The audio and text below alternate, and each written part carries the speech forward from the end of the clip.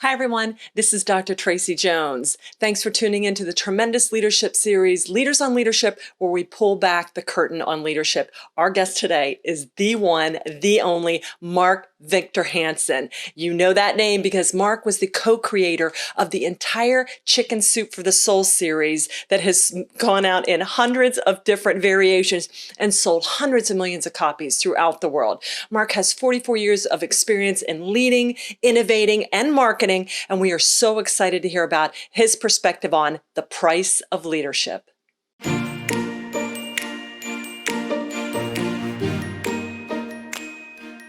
You're listening to Tremendous Leadership with Dr. Tracy Jones.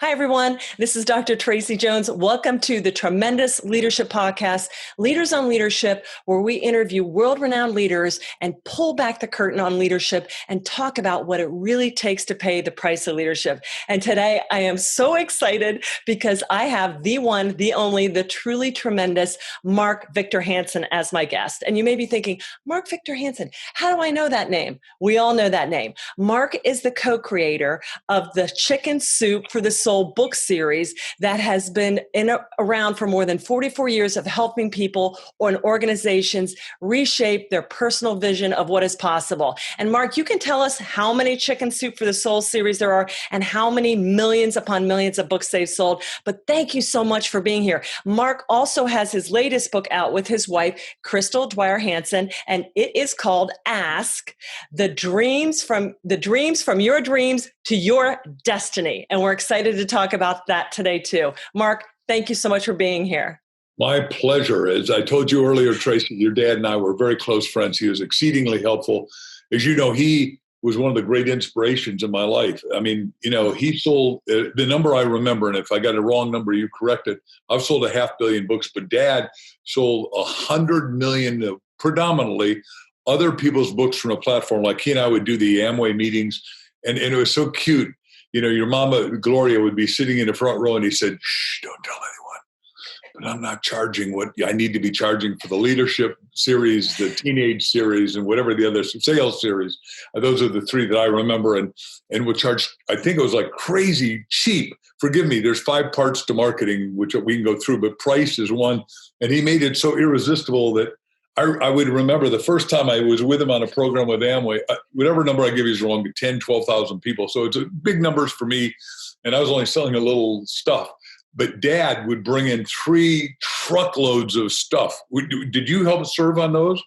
I did. Well, all of us did. You were a little kid when I was the tail end. I was the 5th out of 6. But we would make these bundles, and he'd put them in these Power Pack boxes. Yeah, people go crazy. Yeah. By the way, one day, your dad had me raise money at Christmas Park for.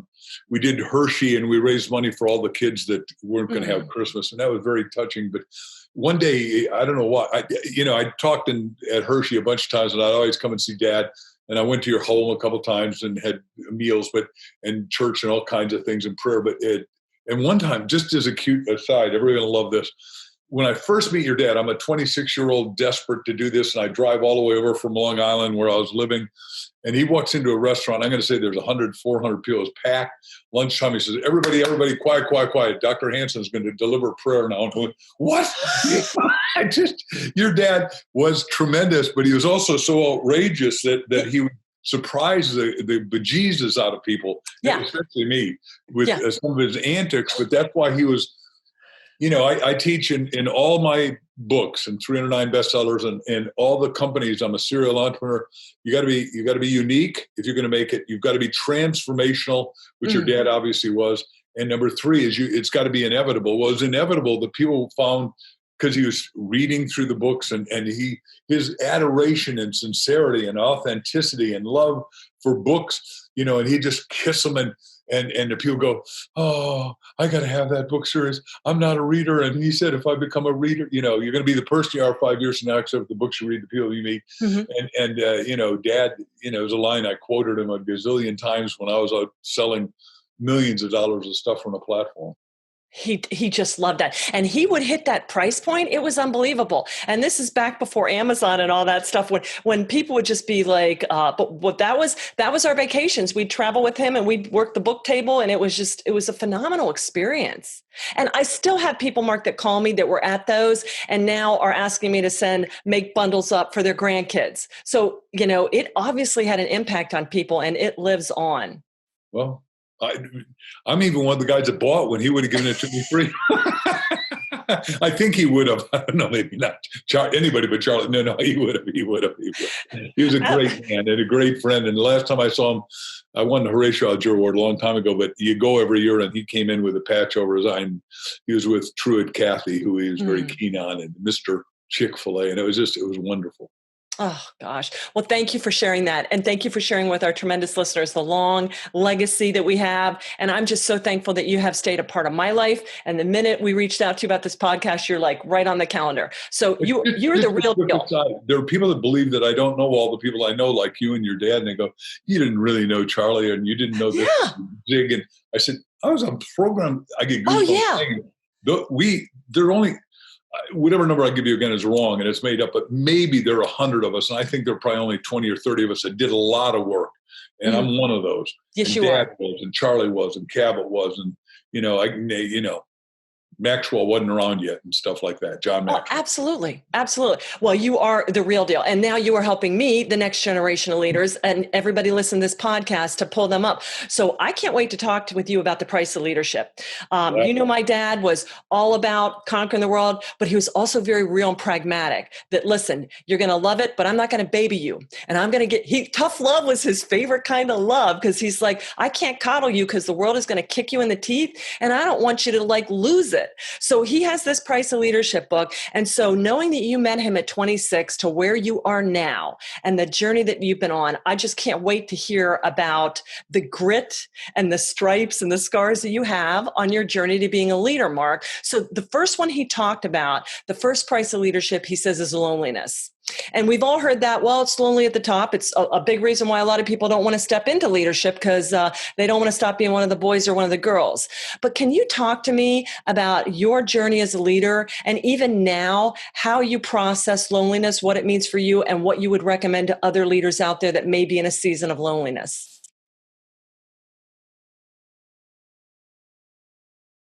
In 1974, I'd been in graduate school with the smartest guy on the planet as far as I was concerned, Buckminster Fuller, 15 doctorates at Harvard, 2,000 inventions like geodesic domes, spherical buildings out of triangles, created a concept called World Game, how to make the world work for 100% of humanity. Einstein's best student, he finished E equals MC squared. And I'm going to be a doctor of physiology, and the head of physiology was part of NASA. And he said, look, the smartest guy like me got fired at Harvard, and they all came to Southern Illinois University because our president was smart enough to say, I'm not an ageist. Today we're worried about racism. Back in the 1966, 67, 68, we were worried about ageism. If you're over 65, you're useless, over and out, get out of here. And you and I know that's idiocy, because you're just getting good, right? And I'm 72, so I'm really clear about that. Anyhow, so I'm writing more profoundly now than ever, but I tried to be Bucky Fuller, which was my mistake, and I went bankrupt like that. I had a $2 million business. I built Wall Street Racket Club, botanical gardens, aviaries, houses, cat cages, but I was building out of plastic at exactly the wrong time. Exactly. 1974, I don't know when you were born, probably after that, but the fact of the matter is that that's the oil embargo hit, and they said, Arabs said, we can write checks so bigger banks will bounce. Well, I went bankrupt, Tracy, so fast I had to check a book at the library, How to Go Bankrupt by Yourself. Oh, I'm on the court steps in the Eastern District of Long Island, and a ambulance chasing lawyer comes up and said, buddy, I'll take you bankrupt for $300. I said, if I had $300, I wouldn't be going bankrupt. So for 6 months, I'm sleeping in a sleeping bag in front of some other guy's room. And then all of a sudden it finally came to me, because in our new book, Ask, we teach ask yourself, ask others, and ask God, all of which we'll cover before we're done if you want. But I asked myself, well, what do I really want to do? Well, what I really want to do is talk to people that care about things that matter, that would make a life-changing difference. So I go to my roommates. I'm living in Hicksville, Long Island, New York. We're paying $100 a month rent. And I asked my 3 roommates, I said, do you know anyone that's not a lawyer, not a doctor, not famous, not a celebrity, and not a cotton top, meaning white-haired old person. And the kid was a few years older than me, but he said, yeah. Here's my ticket. There's a speaker that wows people out in Hauppauge, Long Island, New York, and here's my ticket. It's today. And it was 8:30 in the morning. The only thing the bankruptcy courts had not taken is my beat-up $400 pitted window permanent was a Volkswagen, a chip like this. And I race out there. I listen to this guy talk for 3 hours. I am blown away, mesmerized, 500 people. And real estate was going where it's going right now. So I'm be real clear. We're going to have a stock, my position. I'm not wishing it. I wish it wasn't. But, the market's not working. We've got a tourniquet on. Anyhow, this guy wowed it. I went up to him after I said, his name's Chip Collins, became my best friend and my close mentor. You need close mentors and spiritual external mentors, I think, both. Correct. Some that you can't get to with books and tapes and audios and videos and podcasts.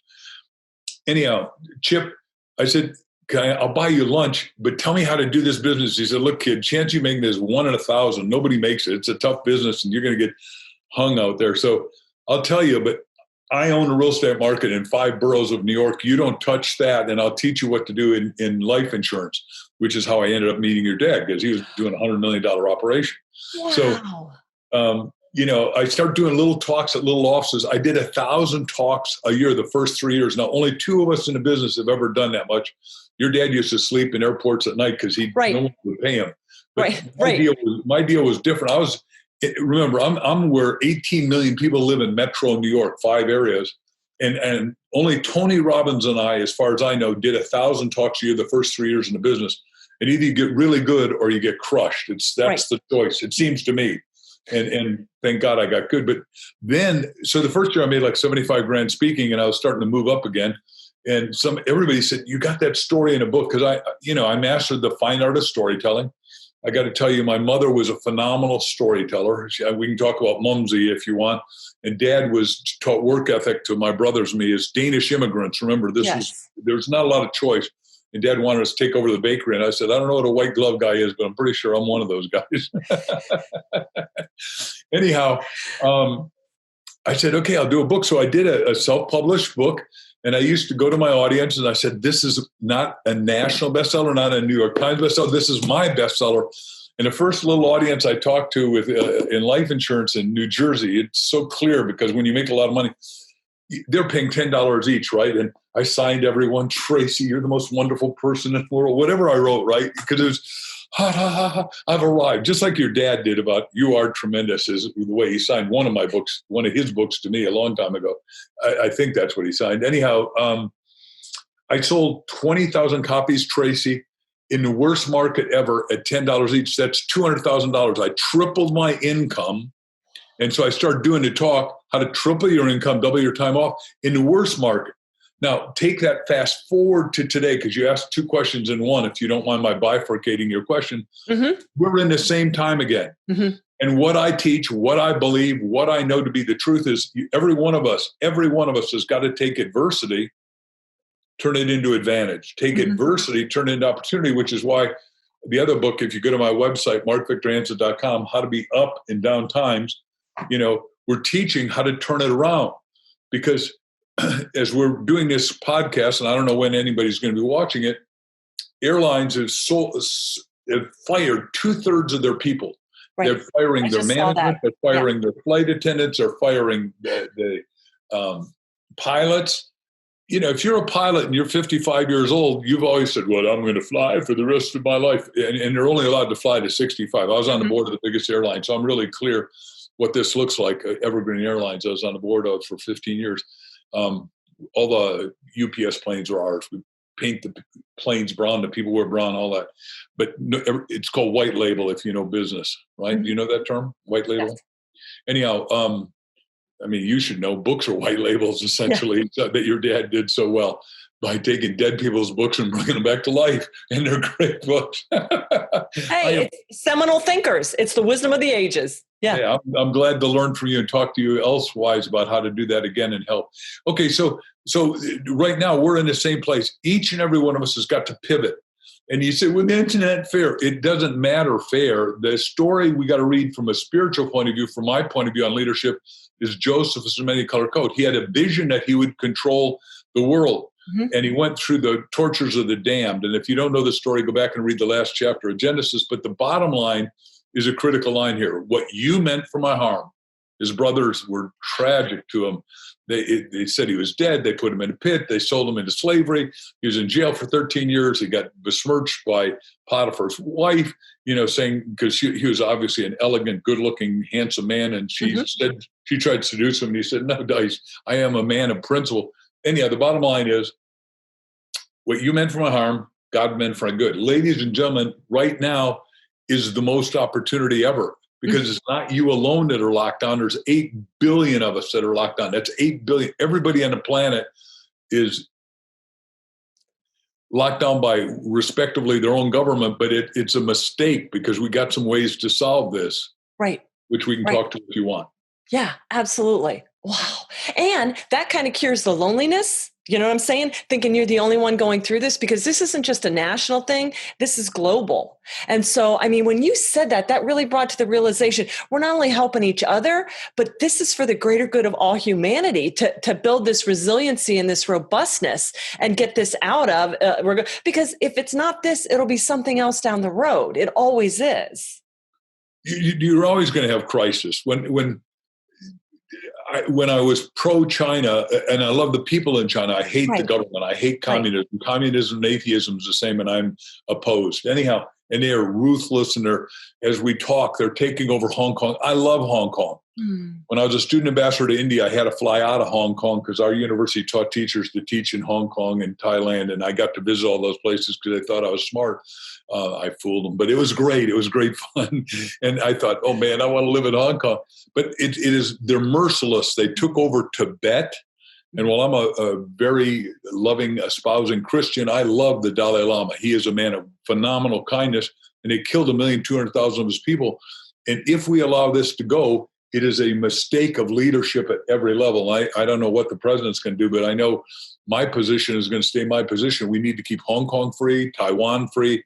My wife and I got hired. I wrote a book called 1 Minute Millionaire, which is the #1 book right now in Vietnam for the last 2 years. And they paid me $75,000 to come in and do a day seminar on that because I was trying to teach proactive capitalism. I'm personally a flaming capitalist. I believe of all the systems, like our friend Winston Churchill said, that you got 3 basic systems: capitalism, socialism, and communism.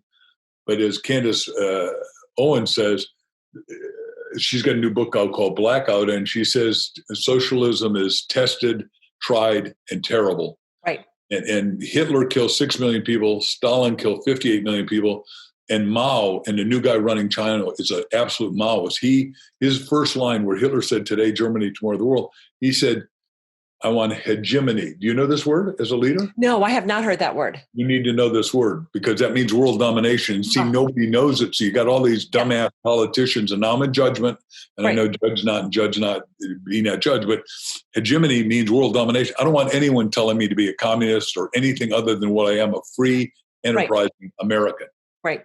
Oh my gosh. Oh, Mark. Okay. Absolutely. Okay. Like your dad, I have lots of opinions, and most of them are pretty well founded. I know. I was going to say, and it's an understanding of human nature. And if you don't think that this can happen here, you're not paying attention. And I weep when I read what's going on in Hong Kong. And I'm like, well, we're so squirreled up here worrying about nonsense.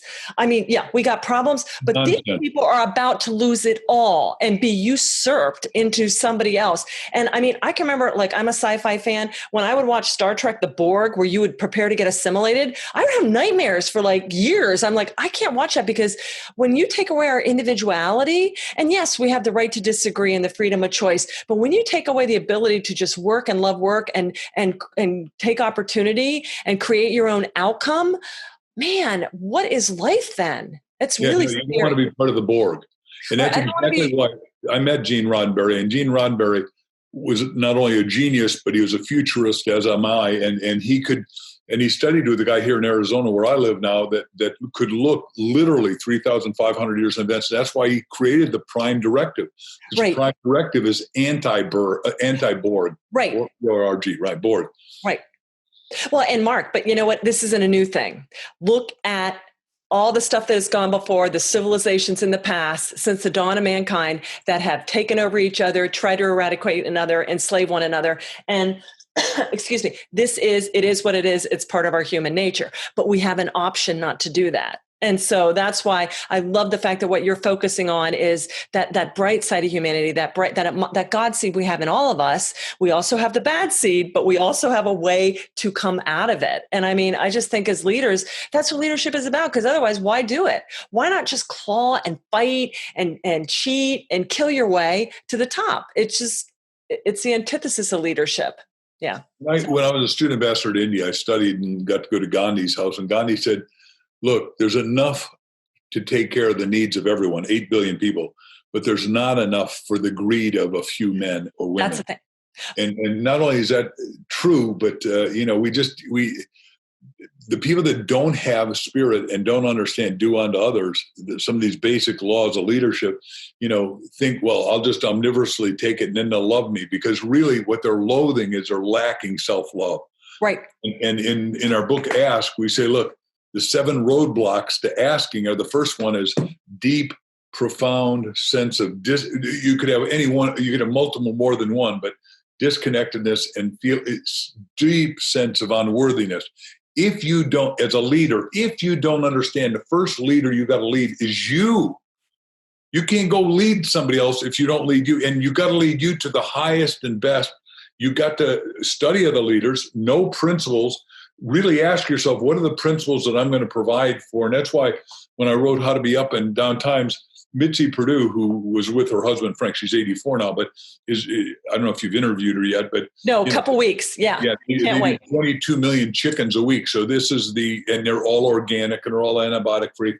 But she interviewed Frank, and Frank has 12 leadership principles that I read his book, of course, and I never met him, of course, but we are like one, like your dad, you and I, and my wife, Crystal, would love Frank because I love Mitzi. And it just shows that, great leaders write great stuff, and then they do stuff that nobody else could do. And his kids, he's got a family business, Purdue Chicken, and the sons have taken over and are really doing it right. They do everything right. And that's what I'm saying is that real leadership is principle leadership. Yeah, but absolutely. most people aren't learning principles, like the idiots that are taking down statues and that, which I'm very opposed to, don't understand what they're doing. Can I give one quick example? Yeah, please do. Yeah. So they're taking out Frederick Douglass, 13 statues in one day. As you know, I won the Horatio Alger Award for Distinguished Americans. It means I've come from rags to riches, and I've been excessively philanthropic. And it means that you got to go there every year. And every year we give $250 million to take at-risk kids and get them to college. I guess we've helped 37,000 kids graduate college or tech school, and it's just wonderful. But last year, Crystal and I are there, and we're in the Supreme Court with Judge Clarence Thomas. You get the award in the U.S. Supreme Court. I mean, your dad was there, and it's a gold medal. It's big stuff, and there's 10 that get matriculated. And I got it in 2000, so I've been going for a lot of years, 2 decades. So, Judge Clarence Thomas says, "Hey, would you wait in my personal conference room? I want to talk to you, Mark." And I go, Supreme Court judges asked you. I get goosebumps telling you I did it, but. The point is, as big as that wall, he had Frederick Douglass' personal autograph painted picture, the most important picture that Douglass ever had painted of him, and Judge Thomas has it.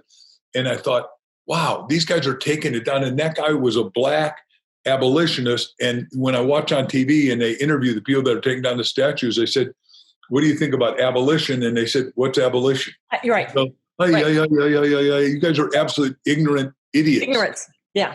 Well, and it's become an ideology, and it's moral relativism, which means the standards, the Judeo-Christian, the love covers all, the respect for authority, out the window. And that's what happens when you see this. It doesn't matter. And that complete, utter lack of respect for anybody that has gone before you, and to not even contextualize their leadership throughout time. I mean, I read Proverbs every day. I read Psalms, and I hear about, what used to go on in the Old Testament. But that doesn't mean you vilify people. They're different. You know what I'm saying? The world changes. And when we lose sight of that, what have we become, or what are we becoming? Well, they want us to become nothing. They want us to be nothing of anything that we ever were. So, Yeah. Which is the opposite of what I teach. I'm teaching, look, ask is about how do you figure out how to go the bridge from your dreams to your destiny, because what we're saying is everybody has a phenomenal destiny. Right. And we'll just say, no, I'm an accountant, or I just clean beds here at the hotel.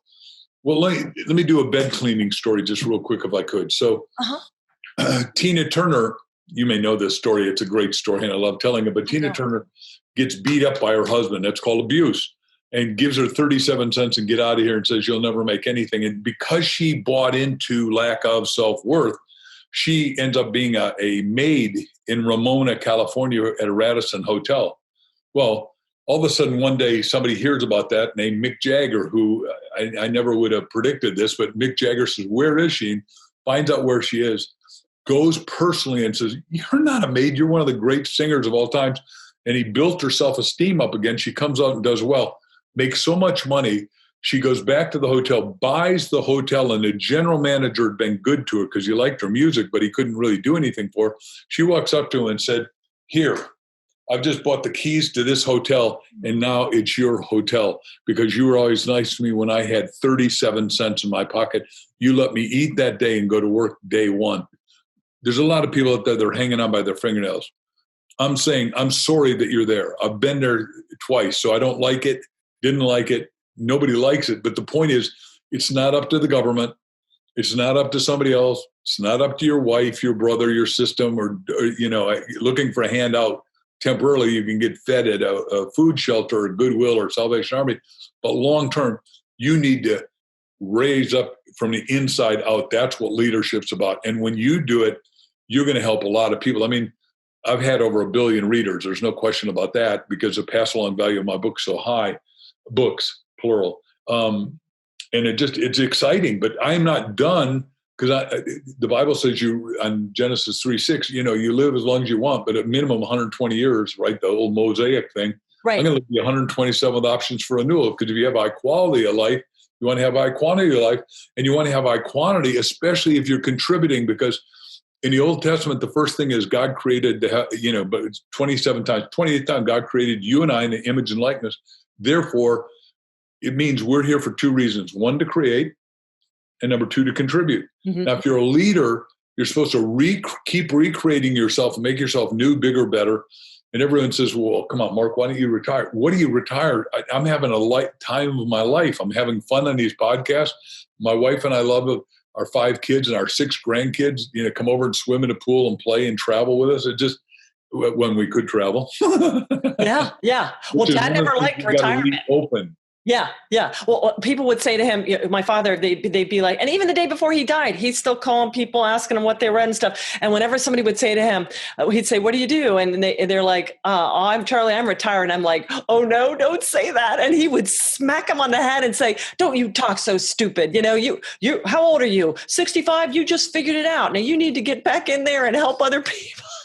By the way, your dad, I never heard him say that because I was younger, but I wrote a book with Art Linkletter, the guy who created Hula Hoop and Kids Say the Darndest Thing, the opening house party, and amazing guy. But we said in our book called How to Make the Rest of Your Life the Best of Your Life, Art and I said, don't retire from something to nothing. Retire, put on 4 new tires and go in a new direction. Oh, it's nice. More exciting, more opportunistic than ever before. And, I think I wrote the line actually, but Art liked it and said, I'm not going to quote you because we wrote it together. I said, you don't have to quote me. Let's just sell the book. And it helped a lot of people because no one should retire to nothing, because my cliche is if you retire from something to nothing, you expire. Yeah, absolutely. Mentally expire. And if you mentally expire, your body goes down, your health goes down. I mean, I'm dealing with a lot of people that are in their 80s, and like Mitzi is 84, and I shouldn't be saying that, I expect, but she sounds 20 because she's alive, she's vibrant, she's excited, she's enthused, she's so brilliant that it would be a crime not for me to help get her on your podcast and other podcasts and vice versa. And I mean, she has helped us so much. She's become a best friend, and I've only met her by telephone, and we wrote a whole book together. Well, I had somebody call me to ask about Dad's books, to just get his books for his grandkids and stuff like that. And Mark, I thought this guy, I thought he was like my age. I'm like, well, how old are you? And he's like, I'm 92. And I'm like, 92. And you're calling up, so we can process your order to get books out there. And he's like, oh yeah, I'm just figuring this all out. And it's so beautiful. But I love back to loneliness. You said you've been there. We've all been there. Tina Turner was there. And the best thing I think hearing what you say is just get out there. Don't suck your thumb. Don't wallow, but make yourself available, because the right people will come at the right time when God has that opportunity and that timing all on, but also be open to it. You know what I'm saying? Some people are embarrassed or whatever, or think it's owed. But just Dad would always say that. He grew up in extreme poverty and flunked out of school. And he's like, hey, we didn't know we were poor. We were just thankful to be thankful. You know what I'm saying? That's the whole point. And that's why we wrote Ask. And we didn't know we were going to go into a sequestration of time. But the fact is that once you get there, you got to ask your way out. And there's no better thing to do than read our book right now and then go to once you get a book, and you can only get it at Amazon because all the bookstores are closed. And unfortunately, because it's this stupidness, and I'm in judgment, I know judge not all that, but Barnes & Noble's bankrupting. Quite honestly, they can't buy books because they had paid their overhead, because remember, we're only going to be shut down 2 weeks, and now it's 4 months. Right. And so the bookstores are probably not going to come back, which if you look at the evilness of what's happening now, what did Hitler do? He burnt books. What did Mussolini do? Burnt books. What did Stalin do? Burnt books. What did Mao do? He not only killed everybody that was smart, he killed the doctors, the lawyers, the Rinpoches, that's a Buddhist priest, the ministers, the rabbis, 78 million people, right? But the first thing you do is you get rid of literacy, because people who read think, people who think question, people who question and ask questions say, hey, no, we're not going to do this. And then, they remonstrate. And I'm trying to get everyone I'm shaking them and say, wake up, read my book. Right. Not well, for this me, is it for you, because it'll transform you. Yeah. Yeah. And we can get started on another topic. We'll keep going on this, though, to finish these up. Okay. So the next thing he talked about was weariness. And I know you get to a point where the more you love and are infused in your passion, you obviously take care of your health, which is so important for leaders, because if you're going to run the race, you got to stay in physical shape too. But how do you cope with weariness as a leader? How do you recharge? Okay. So I love your questions. I can bifurcate almost every one of them. First of all, I exercise 7 days a week. And when our gym is open, I spin 3 days a week, because I have a giant body that likes to aggregate fat for some reason. I don't know why it does, but it does. So I can look at food and it gains calories. A funny way to say it. I like that, Mark. Well, my wife is a nutritionist, so she makes sure that we do really healthy food, thank God. And I don't eat junk. And so that's number one, is you got to exercise. And by the way, because I'm 72, I can talk, you've got to do resistance training. Mm-hmm. All of us have been taught you could walk or run and get well. It isn't true. Your body needs resistance. Mm-hmm. It needs, you got to do some weights or bands or Pilates or yoga. One of those. I don't care what you do. Because when Art and I wrote that book, we said, look, to live would be 100 and he lived to be 98. And the only reason he died is because his wife died and he wanted to be with her. Just like my teacher, Bucky Fuller, I was with him 3 days before he died, and it was 89. And he promised his wife, which were romantic, I will die before you. She calls him up and said, Bucky, Dr. Fuller, Bucky Fuller, I think, Bucky, I'm going to die. He immediately left Washington with my good friend Tom Crum, flew back and held her hand and died 2 minutes before she did. I thought, is that romantic? Talk about weariness. Because Bucky, back to weariness, Bucky only slept 2 hours a day, because he said, I really can help make the world work. And right. He convinced guys like me, because I'm one of the 7 that traveled with him, that we can make the world work for 100% of humanity, and a way to do it for the first time. Now, Christ said it in John 10:10, I've come that you might have life and have more abundantly, but he didn't have the tool technology. He could see it, but didn't have it. Today, we got tool technology that we can literally do stuff that couldn't be done. And we could literally, for the first time as real leaders, take care of 100% of humanity.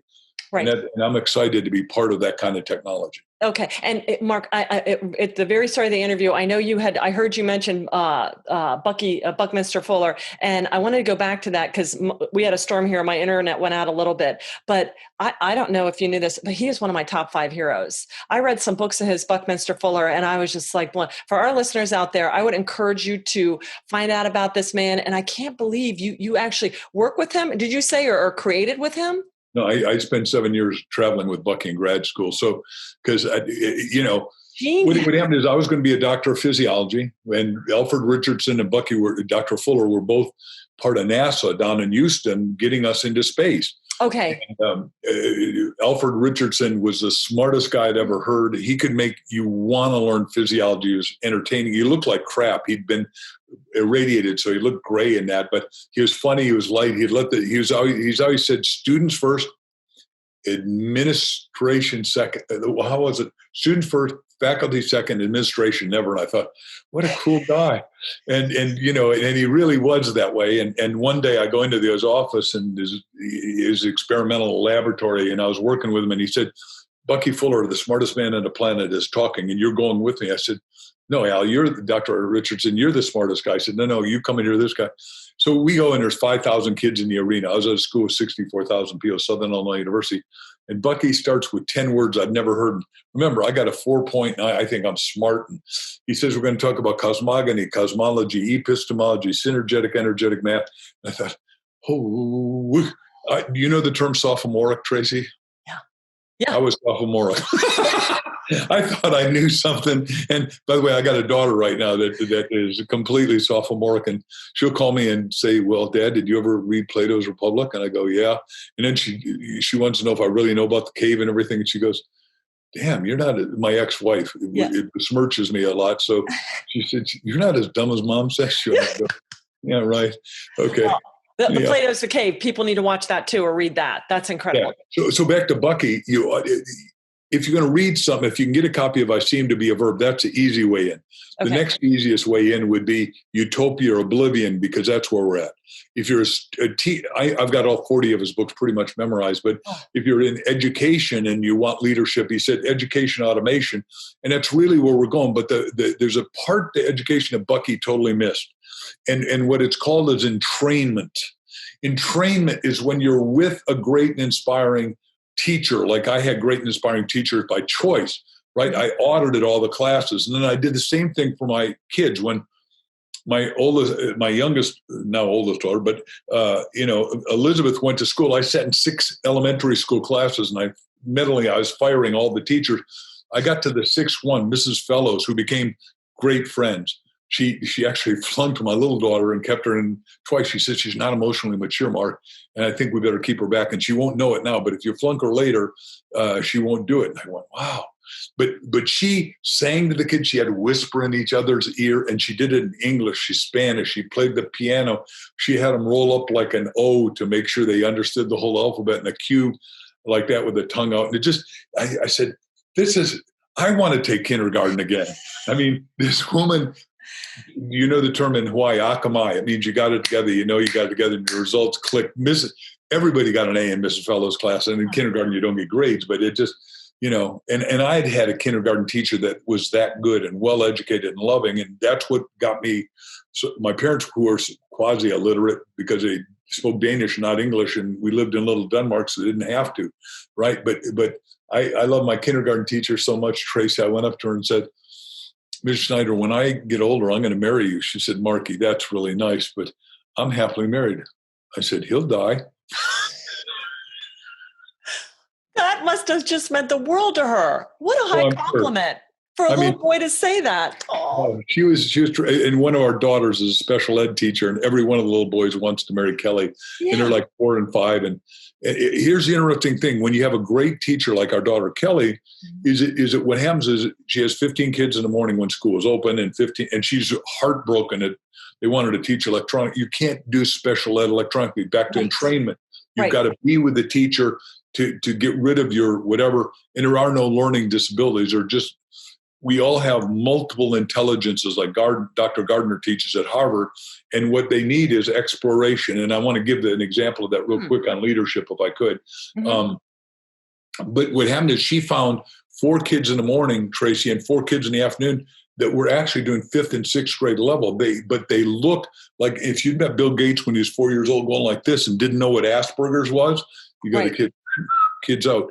Let me just give my quick example that fits here on leadership.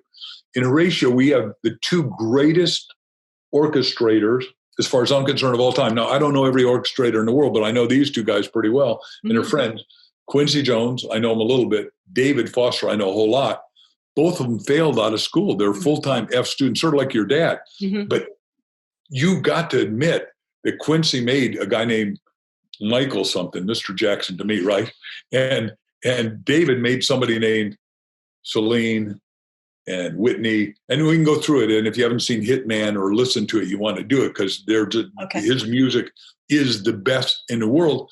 But the school system does, this is what you're going to do. You're going to learn it and you're going to repeat it to me. That's not education. Education is ask you, find out what your talent is. How do you predict that somebody could lead an orchestration, could take somebody that's a good, talented person and make them an enormous talent? I don't know how to do that. By the way, I do it with a lot of people because, I ran a $100 million company called, when we did the 1 Minute Millionaire, we had 4,000 people a weekend coming 4 days every weekend, 40 weeks a year. And I created more millionaires than anyone because I said, look, there's one right, perfect, easy, and acceptable way for everyone to become a millionaire. And there's a million ways to become a millionaire. I don't want you to try to do what I do. I'm going to teach you 38 ways to do IP, intellectual property, one of which was your dad's. I mean, he took IP that was public domain and wrote a foreword to it and reprinted it and brought it out of being dead back to life. And that's viable. And today, a lot of authors that are dead, like one of my former neighbors who I loved, Clive Cussler, right? He's got other people writing his stuff now, even though he's gone, which is pretty dang amazing. And today, with biopics, we're seeing biographies. And if you go to markvictorhansen.com, and I did a course, a virtual course called You Have a Book in You course, which I want everyone to write a book. So go look at the videos there. But it is amazing because one of the guys I got interviewed by said, well, everybody ought to do a documentary today because you can do it on your cell phone and then cut in pictures and bring people that are dead back to life. And the example, I was on Adam Carolla's show with 4 million people with my wife, Crystal. And he said, look, I'm now doing documentaries. And I started with Paul Newman, who created Newman's Own. And then Paul Newman, who had such a big heart and dedicated all that money to kids like your dad did with Christmas Park, said, hey, wait a second, there's a black guy you got to help. And Adam, who's, colorblind, says, what do I got to do? And he said, there's a guy that is winning the Indianapolis 500 and Trans Am and all that. And he goes by half of a name, Uppity. So Adam makes this video with Paul Newman, and then he calls this guy up, and the guy comes in. He's got a real name, Willie Rapp. But he said, no. Everybody calls me Uppity. It's a half name. And he said, that's what you're going to call the movie.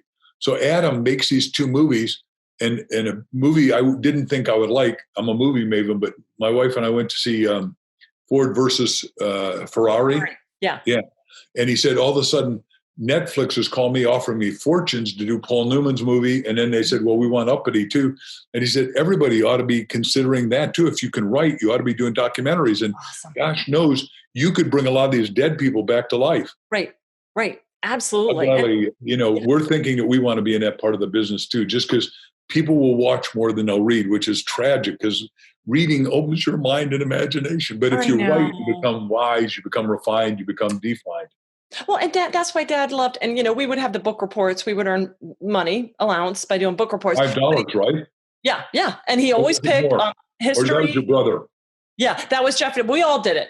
We all needed some extra cash. It's like, well, let's start reading. He took the TVs away. So what else is there to do? Play outside, get a job, read. Okay. Or schoolwork. He took the TVs away? Yeah. When we were in high school, I think now the other kids were grown, but so this was an experiment. There was 4 older ones, 8 years, and then my little sister and I. So during us, Dad's like, yeah, trash in, trash out. Here, Cleve McCleary or somebody speaking about, what we all know this, but he took all the TVs. I was probably in 8th middle school, and he just took them out of the house and said, no more TVs in the house. And we were like, could you imagine if you did that today? He's like, read. So, so we read more than we typically read, but it was autobiographies, biographies, history. I like science fiction. So I did a lot of C.S. Lewis, Isaac Asimov. That's great. And I read most of Isaac. Yeah. Yeah. Most And so people don't understand how seminal that work is to the videos that are being made today. I know. They haven't read it, so they all assume, oh, George Lucas created all this. No, Lucas is exceedingly brilliant and well-read. I read his biography, as a matter of fact, and Spielberg's. And I read it. Can I talk to that a second? Yeah, absolutely. We're talking about leadership here. And I'm the marketing guy. Jack is third in his class at Harvard. I'm not taking anything from Dr. Canfield. That's not my goal. My goal is to say he was the inside. Both of us are good writers, but on the outside, I went and interviewed the 101 best-selling fiction and nonfiction authors. I didn't ask them how to write. I know how to do that. I asked them, how do you market? And then I put it together as a business plan, because I said, hey, wait a second. And what I teach in my book course, which your assistant leads, you've got to talk to me. I got to talk to you about. Yeah. I say you write a great book, you chase greatness, but then 90% of it is marketing and selling. So I spend my time doing how to do marketing and selling it, because that's what I studied. That's what I've mastered. That's why I've sold more books than anybody. And people say, well, you can't outsell the Bible. I said, watch this. And I did Chicken Soup with the Soul Bible. And we sold 70,000 a week at Walmart because I figured out what to do. It was a purple cover, so it didn't scare people. And it did little stories to get you into the big story. And it just went, just because you outthink the marketplace. Right. I love that. Boy, and that's so true and I want to talk more about writing the book, but by reading a biography or an autobiography, Dad did that because he's like, I know Lincoln more than his mother knew him. I know Patton. And we read this to get to know. What a great line.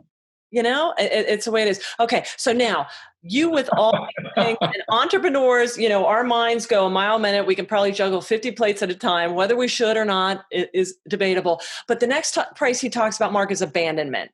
How do you stay hyper-focused? I mean, because the bigger you get, the old new levels, new devils, how do you stay on point, not get pulled off to mission drift? And how do you stay focused on what you need to do? Because that is how you have become so successful. You cannot do it without that focus. So what does abandonment mean to you? Again, you ask all these questions that are deep and multi-level. I'll do abandonment last, but I wrote a book called The Power of Focus, and I said, what you got to do is you got to do it like a best of 8 tennis tournament where these two play and then that one goes, these two play and that goes, and then you put it out and you figure out what is the driver that if you get the driver, you get everything else. For example, the goal we have, and we just had it done, is we haven't sold 1 million of this yet, but I want to sell 1 million before Christmas. So we put a new sign on here, over 1 million sold, because the mind is visually oriented. So my wife and I are looking at it, and you put it on the mirror in your office and in your home, and my wife, and in the old days, Jack and I had it in our offices and home for us being number one. And we did Scott Peck. We whited out his name and put ours on the New York Times bestseller list, put it on our office mirrors.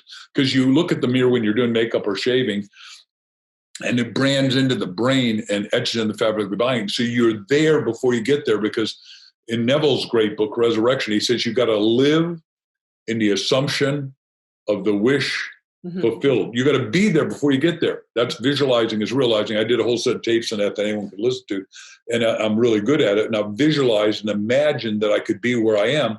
And I still want to do 1 billion books, which is, so the only time I could feel abandoned is if I abandon myself. That's one level. A different level, though, is that 2 of our daughters are adopted. So I championed the book, Chicken Soup for the Adoptive Soul. And the first line I wrote was, I want every kid to be a loved kid. And then taking it way forward to today, my wife and I are co-chairman of childhelp.org. We've helped in 60 years. They've been around way before I showed up, but 60 years, the 2 little ladies that started, there were the Bob Hope shows, and they were little starlets in a TV show. You won't necessarily remember Ozzie and Harriet. They dated the 2 boys, Ricky Nelson and David. Oh, yeah. And they were superstars, but they're with Bob Hope in Japan, and all the servicemen had left little, the big word is miscegenated, kids of careless parentage. Let's do it in English so everyone knows what I'm talking about here. I have a vocabulary that's pretty unstoppable, and I love vocabulary. Anyhow, they adopted those 11 kids, got the whole military to help out, pay, rebuild the orphanage, do stuff that you can't do. And now, 60 years later, we're still doing it, but they've helped 10.5 million kids get out of abuse, neglect, and sex trafficking, and these 2 little ladies are still alive. We put them in our book, Ask, so you can read about them. Sarah O'Mara and Yvonne Feddersen. And they're just they're little, forgive me, they're diminutive in height. So they are earth angels. How's that? I mean, when they can come up to me, I got to bend down to hug them. I look like Shaq next to them, right? I love it. And I love you talking talking about that too, because he was big. Sorry. Well, no, but when you talk about the tournament where you kind of let's run, because a lot of people, they get frozen, like, well, I'm not sure what the right answer is. And it's like, well, just start doing anything, because stuff is either going to rise to the top or you're going to go, yeah, we got to stop doing that. So, but I've never thought of it in terms of like brackets and seeing what gets through. That's fascinating. That's what I put in Power of Focus, because I bracket everything. So right now you say, well, you've got all these books out fighting each other. My books don't fight each other. My books, right. when just like what your dad did, and what I believe is that, I'll just do one of the guys your dad and I read everybody is James Allen. I'm sure he threw that at you as a man thinking. I mean, just yep. I can't imagine anyone in the Jones family not knowing that book title, right? And he was a poet laureate of great. How do you?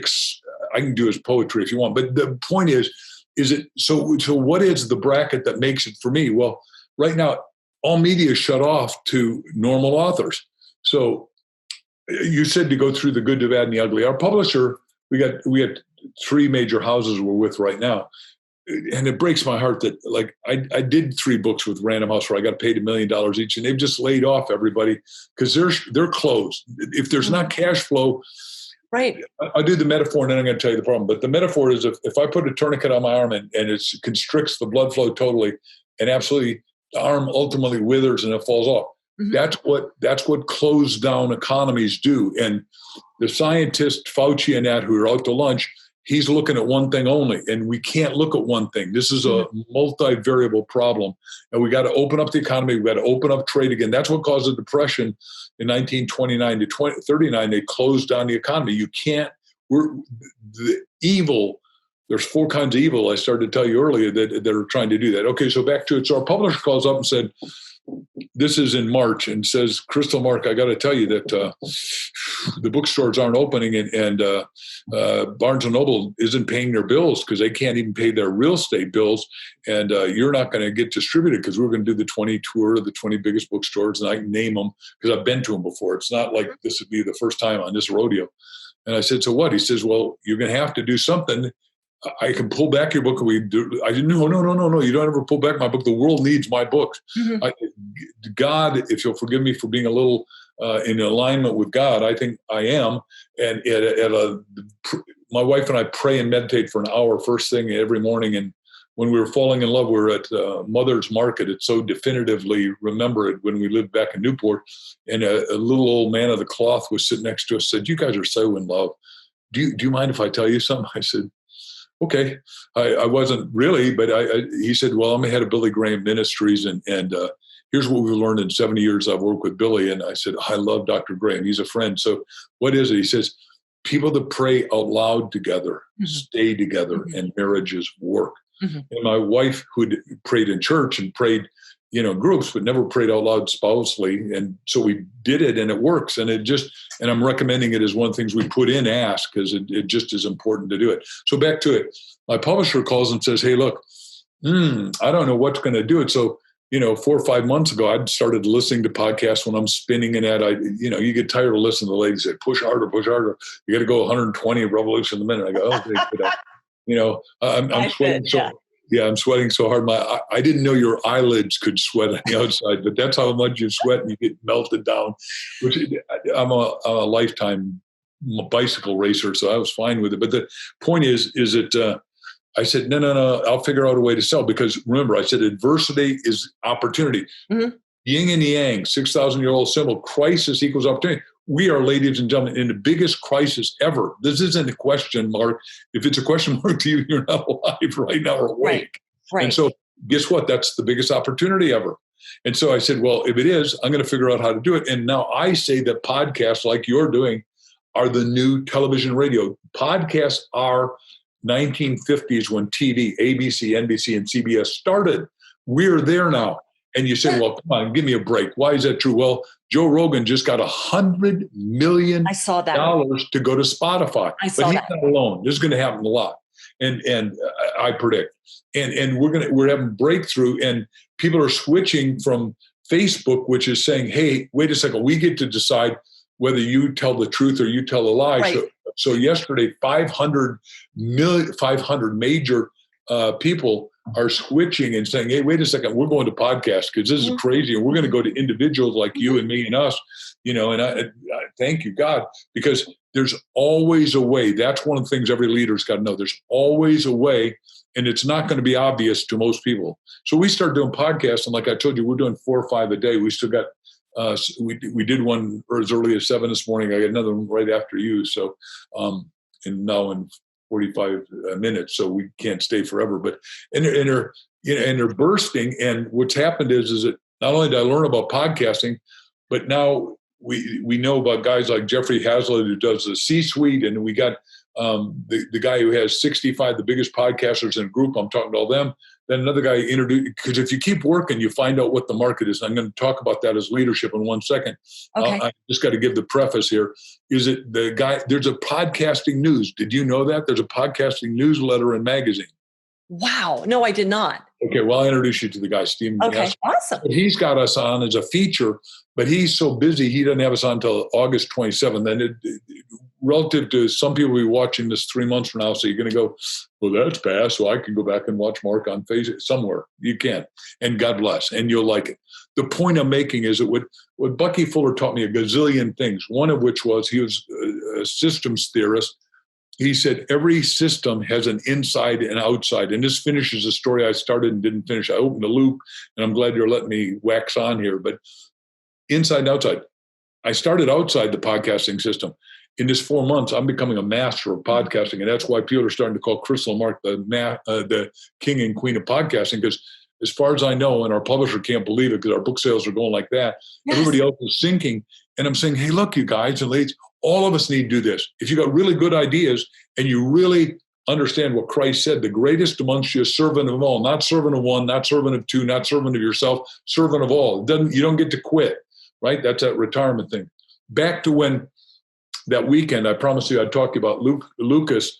When I read his book and I read Spielberg's book in one weekend, they'd made $800 million on ET, but they made $1.5 billion on licensing. And so I go into Jack's office. He lived back then he was in Culver City. Now he's in Santa Barbara. I went to Jack's office and I said, Jack, we are going to license books. Nobody has ever done it, and I'm going to lead it. Mm-hmm. He said, what the hell do you know about licensing? I said, Jack, this much, 0.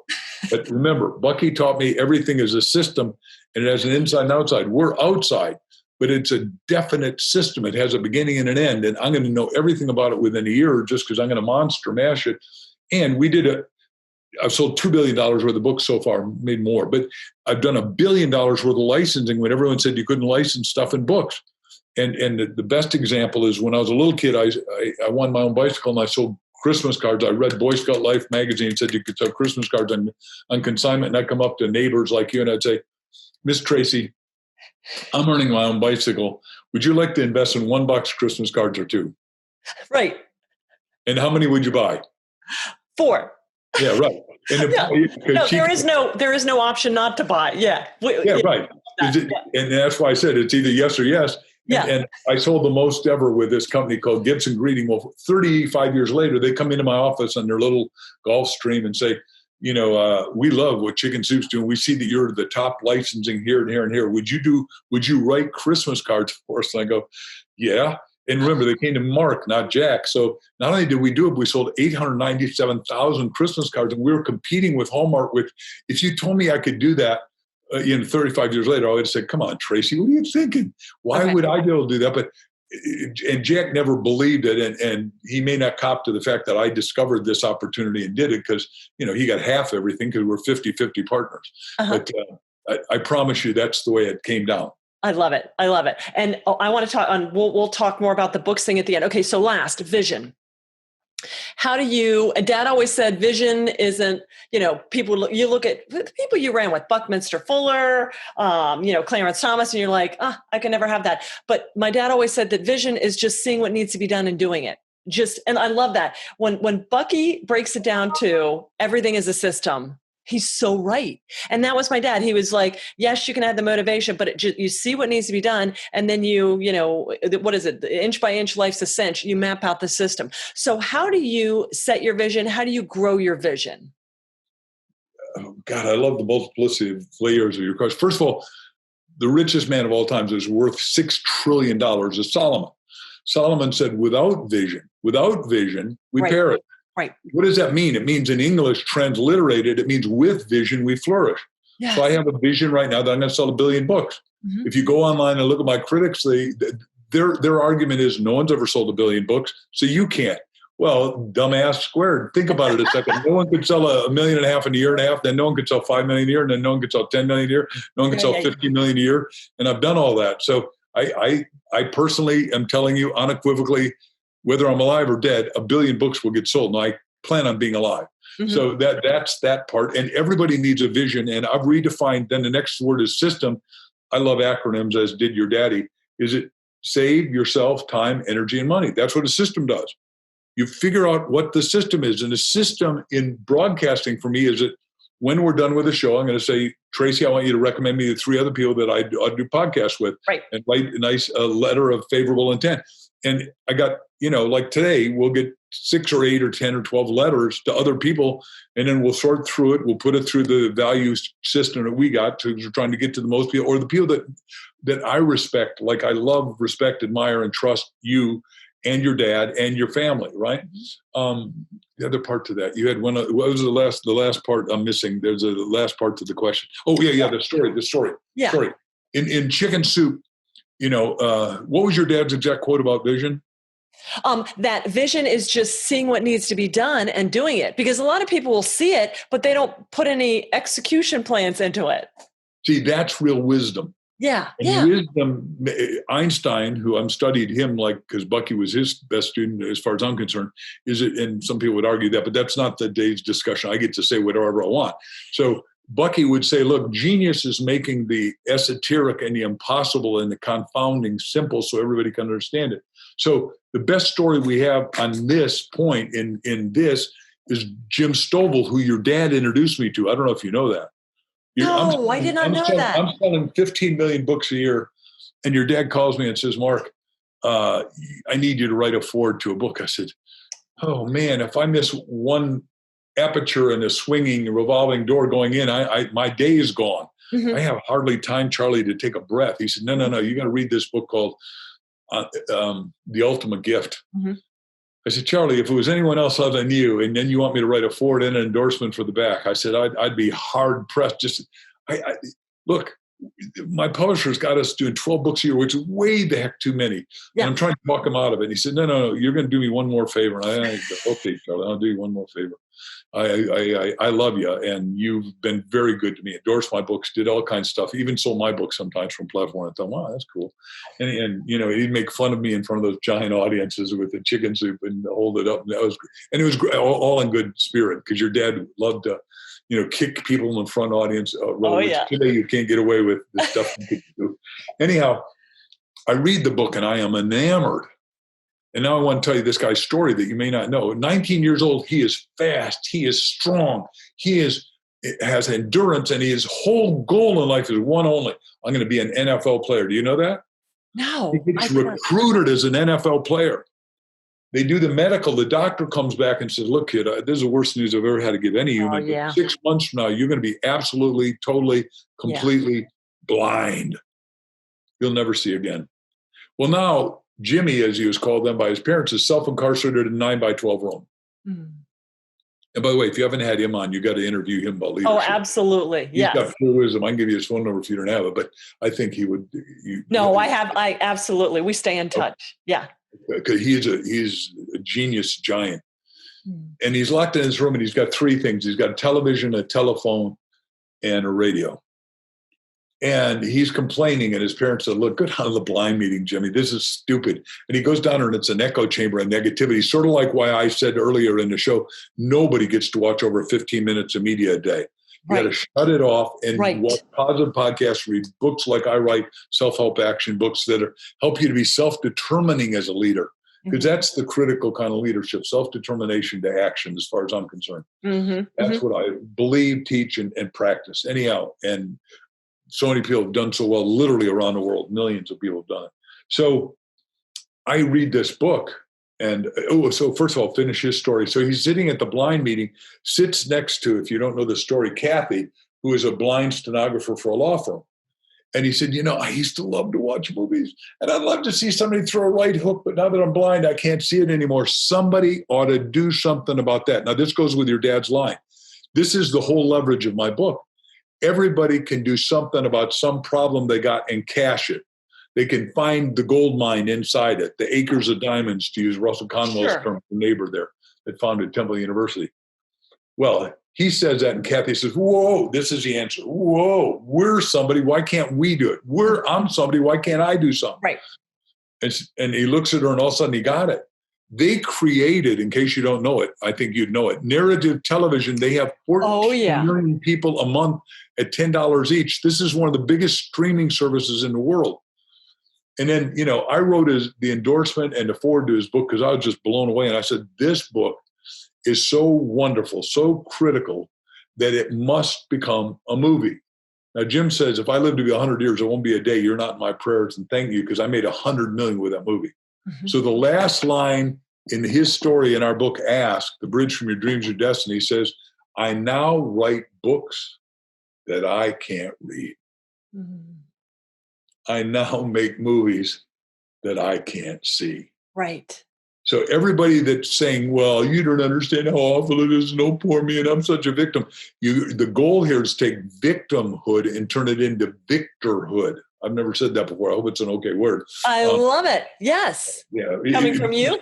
Yeah. Well, Mark Victor Hood. Word of the day, victorhood. And by the way, when I ran for student political office, it was a mark of victory with Hansen. I love it. That is very cool. Awesome. Well, okay. So now we've gone through the 4 prices. Anything else, Mark, that you want to share with leaders out there about that you would just like to, some of the top leadership points that you would like to hit back on? Most importantly, I think everyone needs to write your own book. And I need you to go to markvictorhansen.com, my website, and watch the videos and decide whether you can write it now. And then there's levels that you write it. And we've got a new book coming out called Speed Write Your Autobiography. But here's the point. When you write, you become wiser. You become more defined. You become more refined. You start to understand, and you read more, which is what your dad and I want everyone to read more, because all readers aren't leaders, as John Kennedy said, but all leaders are readers. Right. And we need vital, vibrant, aware leadership. We don't just need intelligence anymore. That's not good enough. We've got to have wisdom, and it's got to be eclectic wisdom, like Winston Churchill and like some of the greats of our time who are great speakers, but they're also phenomenal leaders and superb writers. And Bucky, when he was in 1917 in World War I, helped write some of Churchill's stuff and said we had to go over everything 15 times before he'd accept it. And you just, you go, and I've got that in the stuff. So it's important that you understand that if you write your book, you understand who you really are. You start to understand who you are, who will help you and won't help you, and who you are in God, so you can have the fullness of your destiny manifested. That's what I like to close with. Absolutely. Okay. Now, Mark, where do people get a hold of you? How can they get your books? How do they reach out to you, connect with you? You're everywhere. Well, how do they get everywhere? They go to markvictorhansen.com. Okay. And if they want to write me personally, they just go to reception@markvictorhansen.com. Okay. And you get the books on, on Amazon, because they are the big purveyor of books. And, tell them you want it in a hurry, because they have suddenly made books non-essential because they're giving food and products and other stuff. And you and I think books, especially Ask, if you'll forgive me for bragging. Yes. And I'm going to share this here so people can see this. Yeah. Okay. Yeah. Okay. Here we go. There it is. All right. Okay. You got to have this too. You have a book in you. And the first thing I do is 101 reasons why to write a book. The second thing is how to make money starting tomorrow, which is perfect for you because it tells how to prosper doing interviews. And I'll talk about that. And then it goes through all the ways to market, because 90% is marketing. And then last but not least, I teach you how to brand to command. But that's the book. But the virtual course takes you in deep. And then once a month, you have a telephone call with me, and I'll take you anywhere you want to go, inclusive of most people have lousy titles in their books.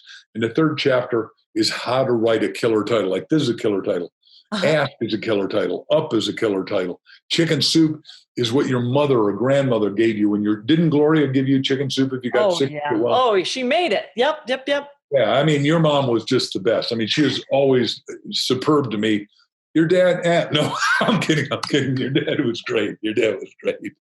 Awesome. Well, he knew he could beat up on you, so that's why he loved you. Yeah, no. He knew that we would have we would drive around in a car to different meetings together, and we would have extensive dialogues on anybody that he happened to be reading at the time.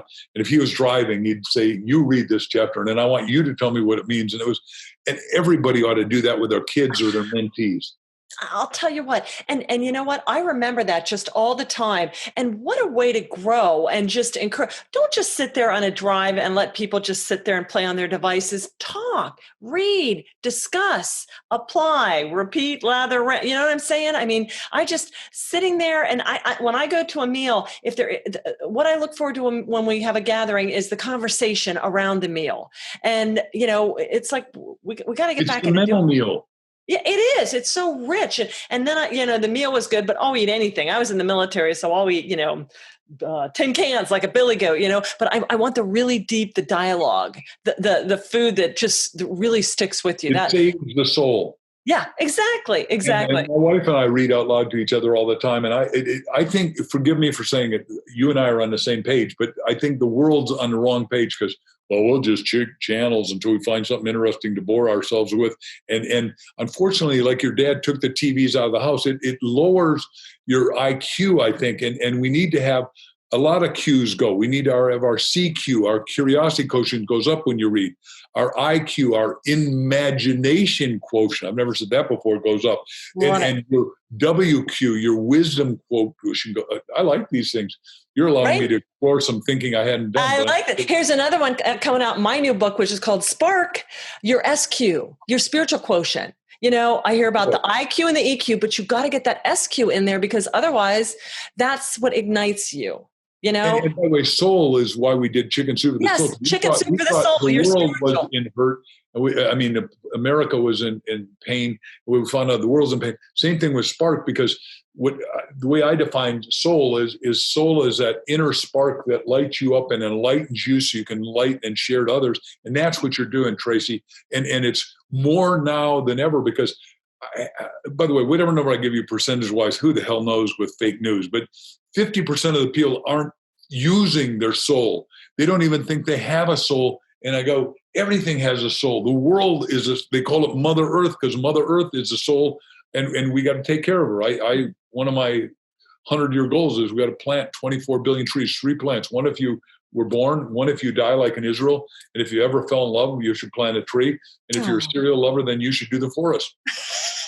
And we, Jack and I planted 250,000 trees. If you go into Yellowstone Park, the sign says Hansen and Canfield and Chicken Soup for the Soul planted 250,000 trees. So I believe, look, I've used up so many books. I believe I had an obligation to plant the tree, and I had to drag Jack and our publisher into doing it. They said, "Oh, we don't care." I said, "You got to care because if you want to keep breathing, right? How do you live long and prosper?" Remember, George said, "Keep breathing." Right. Well, we got to keep paying it back. And God made the earth, and we're supposed to take care of it. We're supposed to be like animals, good stewards of it. Oh, Mark. Okay. I don't know what to say, Mark. I can't thank you enough for the time, the wisdom, your realness. And just you've touched so many things on so many different levels.